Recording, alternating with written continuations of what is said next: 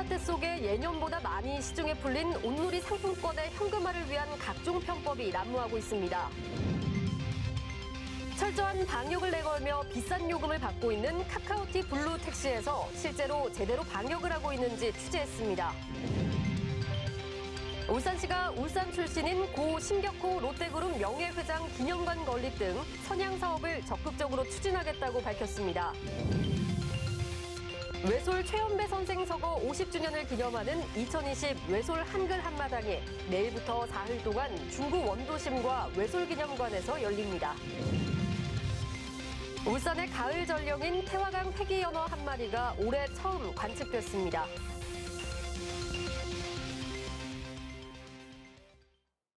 전통시장 등에서 사용할 수 있는 온누리 상품권. 코로나19 장기화로 얼어붙은 상권을 살리자며 발행을 늘리면서 지난해보다 2배 이상의 상품권이 시중에 풀렸습니다. 일부 지자체에서 재난지원금을 이 온누리 상품권으로 지급하고 10% 할인 판매까지 한 것도 영향을 줬죠. 그런데 이 상품권 사용이 활발해지다 보니 비가맹점에서도 거래돼 이른바 상품권 깡을 조장하고 있습니다. 신혜지 기자입니다. 명절 특수로 오랜만에 매출을 올린 시장 상인들. 하지만 한편엔 또 다른 고민이 생겼습니다. 금고 속엔 현금이 아닌 온누리 상품권만 가득 쌓여 있는 것. 이곳은 온누리 상품권 가맹점이 아닙니다. 여기는 도매시장이니까 여기서는 받을 수가 없다. 내가 받아놓고 이걸 어디 가서 바꿔야 되는데 그런 상황이 아니면 못 받는 거다. 이런 뭐 화내고 가시는 분들도 있고. 가맹점이 아니어서 은행에서 현금화할 수 없고 뒤늦게 가맹점 등록 절차가 까다롭다는 걸 알게 되면서 낭패를 보는 일이 늘어나고 있습니다. 내일 마감이거든. 이거는 현금만 돌려야 되는데 못 바꿔갖고 이래가 있잖아. 전통시장 활성화를 위해 만들어진 상품권인 만큼 전통시장과 상점가 등에 있는 점포만 가맹점으로 등록할 수 있고 주점과 노래방 등 일부 업종은 등록이 제한됩니다. 따라서 이렇게 받은 상품권을 이른바 깡을 하기도 하는 겁니다. 비가맹점 상인들은 가맹점주에게 환전을 부탁하거나 상품을 하면 돈도 많이 들어야 됩니다. 내가 밥을 산다든지 선물을 공세를 한다든지 이래 바꿔주지 그냥 바꿔주겠는가. 상품권 판매장에서 수수료를 떼고 현금으로 교환하고 5만 원권인데 이거 8% 떼면 얼마인 거예요? 46,000원. 한도 같은 거 있어요? 인터넷 커뮤니티나 중고거래 사이트에서 거래하기도 합니다. 최근 3년 동안 3억 원이 넘는 금액이 부정하게 환전된 가운데 한시적으로라도 상품권 가맹 대상을 늘려줘야 된다는 법안이 발의됐습니다. UBC 뉴스 신혜지입니다. 전국에서 유일한 언양 봉계 한우 불고기 특구가 감염병 등의 발목이 잡혀 3년째 불고기 축제를 열지 못하고 있습니다. 최근 몇 년 사이 싼 가격을 내세운 이른바 초장집과 식육 식당들이 곳곳에 들어서 시장을 잠식해오던 터여서 특구의 위기감은 높아지고 있습니다. 김진구 기자입니다. 지난 2006년 당시 먹거리로는 국내에서 유일하게 선정된 언양 불고기 특구. 양념한 암소고기를 석쇠에 구워 먹는 언양식 불고기가 인기를 끌면서 같은 이름을 내건 식당이 우후죽순으로 생길 만큼 전국적 명성을 얻었습니다. 하지만 야유회와 등산 등 각종 모임으로 시끌벅적해야 할 특구가 코로나의 직격탄을 맞아 쓸렁합니다. 또 코로나로 인해 가지고 전혀 외부에서 우리 언양 불고기를 외부에서 많이 찾아 주셔야 되는데 외부에서 지금 사람들이 전혀 이동이 없기 때문에 힘들어요. 지금 무척 힘들어요. 생고기를 소금에 뿌려 먹는 방식으로 손님을 끌었던 봉계 특구는 더 큰 타격을 받고 있습니다. 굳이 멀리까지 가지 않아도 시내 곳곳에 같은 방식의 대형 식당들이 최근 몇 년 사이에 많이 생겨났기 때문입니다. 더구나 특구 활성화에 많은 도움이 됐던 불고기 축제가 축제위원회 내부 사정과 아프리카 돼지 열병, 코로나로 3년 연속 무산되면서 위기감은 한층 높아졌습니다. 연이은 축제 취소로 위축되고 있는 언양 봉계 불고기 특구의 활성화를 위해 축제 방법과 장소에 대한 논의를 비롯해 운영 방식의 변화까지도 포함하는 다양한 방안을 마련해 전국 최초의 불고기 특구 명성을 이어가겠습니다. 50여 개 식당이 특화된 먹거리로 성업을 이루며 울산의 특색 있는 음식 문화를 이끌었던 불고기 특구.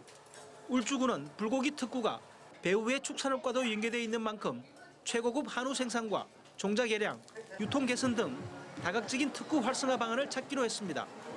UBC 뉴스 김진구입니다. 유명 방역업체 전문 방역을 도입했다며 홍보한 카카오티 블루는 일반 택시보다 많게는 3,000원까지 비용을 더 받고 있습니다. 코로나19가 확산하면서 안심된다는 이유로 많이 이용하실 텐데요. 실제로 방역을 제대로 하고 있는 걸까요? 배윤주 기자입니다. 카카오 택시 앱에서 목적지를 선택하자 블루 택시에는 전문 방역업체명과 함께 쾌적하다는 안내가 나옵니다. 전 차량에 전문 방역과 살균을 진행한다는 홍보도 합니다. 실제로 안심할 수 있는 건지 직접 타봤습니다.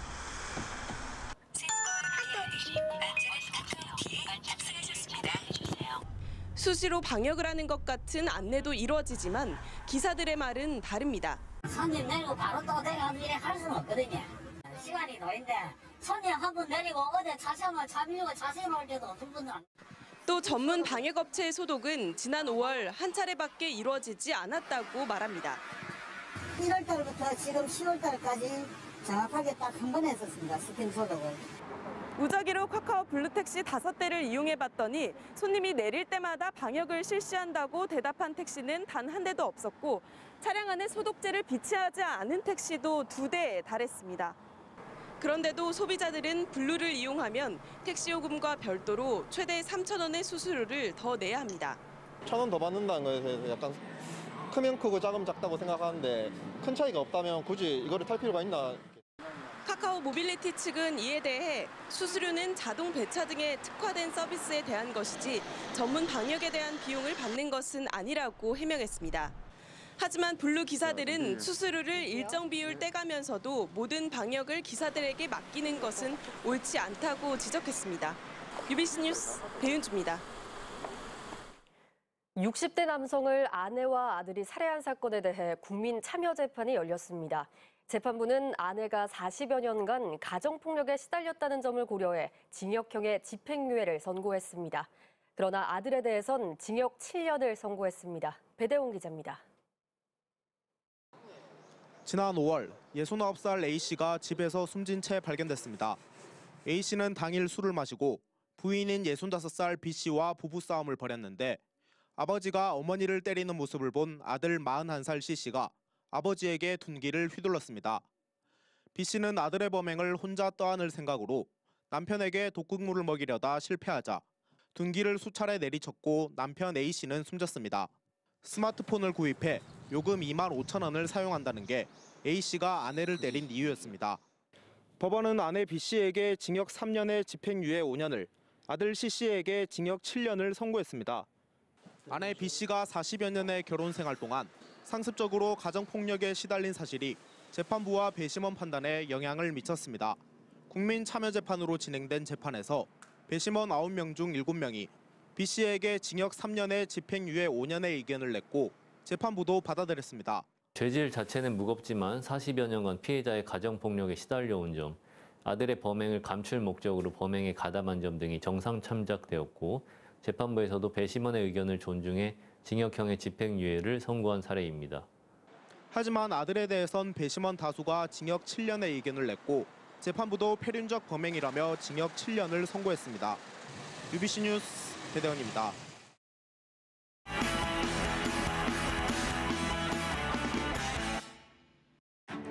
뉴스플러스입니다. 574돌 한글날과 최연배 선생 서거 50주년을 기념하는 외솔 한글 한마당이 내일부터 사흘 동안 중구 원도심과 외솔 기념관에서 열립니다. 내일 저녁 7시 중구 동원에서 열리는 개막식에선 훈민정음 머리끌 읽기와 외솔 영상 상영, 한글날 노래 부르기 등이 열리며 UBC 프라임 뉴스도 현장에서 진행됩니다. 올해는 타이포그래피 분야의 전문가들이 참여하는 국제 문자 포스트전이 처음 열리고 세계 각국의 문자 디자인을 책 모양 조형물에 표현하는 빛거리도 선보입니다. 특히 코로나19 확산 방지를 위해 한글 문자 빨리 보내기 대회 등은 대면 방식을, 한글 학술 대회와 한글 동화 입체극 등은 온라인 비대면 방식으로 열립니다. 울산시가 신격호 롯데그룹 명예회장 기념관 건립 등 선양 사업을 추진합니다. 시는 고 신격호 명예회장은 1922년 울주군 삼동면에서 태어나 일본에서 성공한 사업가로 울산 발전을 위해서도 애썼다며 안수일 시의원이 시정 질의를 통해 제안한 선양 사업에 긍정적으로 답했습니다. 시는 기념관 건립 외에도 신 회장의 고향 도로명을 대암둔기로에서 신격호로로 변경하는 방안도 주민 의견 수렴을 거쳐 검토할 계획입니다. 울주군 태화강 생태관은 어제 오후 태화강 구영교 인근에서 산란을 위해 회귀한 연어 한 마리를 발견했다고 밝혔습니다. 올 들어 처음으로 발견된 이 연어는 수컷으로 길이 66.7cm, 무게 2.6kg으로 지난 2016년과 2018년 사이에 태화강에서 방류된 어린 연어가 북태평양을 거쳐 모천으로 회귀한 걸로 분석됩니다. 생태관 측은 범석 구영교 인근에 포획시설을 설치하고 다음 달 말까지 회귀 연어 개체를 조사해 생태 자료로 활용할 계획입니다. 울산시가 코로나19에 효과적으로 대응하기 위해 시민건강국 신설을 골자로 한 행정기구 설치조례 일부 개정안을 시의회에 상정했습니다. 이에 따라 복지여성건강국을 복지여성국과 시민건강국으로 분리하고 시민건강국 내 감염병 관리과와 정신치매 관리팀을 만듭니다. 또 울산경제자유구역청을 신설하고 일자리 노동과를 일자리 경제과로 변경하는 한편 노동정책과를 신설하는 등 공무원 정원 총수도 35명 늘립니다. 국민의힘 이채익 국회의원이 공직선거법 위반 혐의로 재판에 넘겨졌습니다. 울산지검은 지난달 23일 이 의원을 공직선거법 위반 혐의로 기소했습니다. 이 의원은 올해 4.15 총선을 앞둔 지난 3월 당내 경선 과정에서 울산의 한 사무실에 지지자들을 모아놓고 상대 후보를 북한 김정은 부자에 빗댄 발언을 한 혐의를 받은 것으로 알려졌습니다. 이 의원의 공직선거법 위반 혐의에 대한 첫 재판은 오는 27일 열릴 예정입니다. 울산지방법원은 가출 청소년들을 협박해 합숙시키면서 성매매를 하게 하고 도망가면 추적해 다시 협박한 일당 12명에게 실형을 선고했습니다. 법원은 아동 청소년의 성보호에 관한 법률 위반 등의 혐의로 기소된 일당 12명 중 11명에게 징역 3년 6개월에서 18년을 선고하고 나머지 1명에겐 징역 1년에 집행유예 2년을 선고했습니다. 일당은 조건 만남 앱을 통해 10대 여성들을 차 안으로 유인한 뒤 성관계 사실을 경찰에 신고하겠다고 위협하고 돈을 벌 수 있다고 유인해 성매매를 시킨 것으로 드러났습니다. 이들은 이런 방식으로 14살에서 19살 청소년 및 지적장애 여성 7명과 합숙하며 올해 1월부터 3월까지 모두 256차례에 걸쳐 성매매를 알선하고 보호비 명목으로 1,200여만 원을 뜯어낸 혐의로 재판에 넘겨졌습니다. 울산 울주경찰서는 혼자 술 마시다가 일면식도 없는 사람의 머리를 소주병으로 내려친 혐의로 50대 A씨를 붙잡아 조사하고 있습니다. A씨는 오늘 새벽 1시 30분쯤 울주구대 한 편의점에서 혼자 술을 마시다가 옆 테이블에 있는 일행에게 시비를 걸고 그중 한 명인 60대 B씨가 타이르듯이 말을 하자 소주병으로 머리를 내려친 혐의를 받고 있습니다. 동부의 한 어린이집 교사가 밥을 잘 먹지 않는다는 이유로 6세 원생을 학대했다는 의혹이 제기돼 경찰이 수사에 나섰습니다. 동부경찰서는 6살 남자 원아가 밥을 잘 먹지 못하면 보육교사가 음식물을 삼킬 때까지 발로 원생의 발등을 짓누르고 꼬집었다는 신고가 접수돼 수사하고 있다고 밝혔습니다. 경찰은 CCTV 영상을 확보해 추가 피해가 있는지를 확인하고 있으며 교사에 대해 아동복지법 위반 혐의 적용 여부를 검토할 방침입니다. 울산시와 울산시 어린이집 연합회가 공동으로 어린이집 내 아동학대 예방 대책을 추진합니다. 이에 따라 시는 공공기관과 대기업이 활용하는 인성검사를 보육교직원 채용 시 도입할 것을 권고하고 아동학대 관련 어린이집과 보육교직원의 행정처분을 강화하기로 했습니다. 연합회에서는 매주 월요일을 아동학대 예방의 날로 정하고 자율정화위원회를 운영하기로 했습니다. 울산시 등 공공기관이 운영한 공공 모바일 앱이 최근 4년 동안 11개 폐지된 것으로 나타났습니다. 국회 행정안전위원회 김용판 의원이 행안부로부터 제출받은 자료에 따르면 지난해 기준 울산시와 산하기관 등이 운영하다 폐지한 공공앱은 11개며 개발비는 6억 2천만 원에 달했습니다. 이 개발 비용이 가장 많이 든 앱은 울산교육청의 교육청 학교 통합 홈페이지로 1억 4천만 원이 들었고 울주군청의 유울주 둘레길 모바일 안심 서비스는 1억 3천만 원, 남구청의 남구 관광 앱도 1억 2천만 원이 사용됐습니다. 울산시가 주요 철새 서식지를 국제 철새 이동 경로 네트워크 사이트 등재 후보지로 환경부에 신청했습니다. 등재 지역은 태화강과 외환강, 회야호, 서남호 등 4곳으로 백로와 환경부 지정 멸종 위기종인 큰 기러기 등 67종이 서식하고 있습니다. 시는 앞서 지난 2013년에도 등재에 도전했지만 물새 종류가 부족하다는 이유로 유보된 가운데 철새 이동 경로 네트워크 사이트엔 순천만과 우포늪 등 국내 16개소를 포함해 전 세계 19개국 147개소가 등재돼 있습니다. 울산시와 울산고용지청이 오늘 울산형 일자리 지키기 100번째 기업인 이레테크와 협약을 체결했습니다.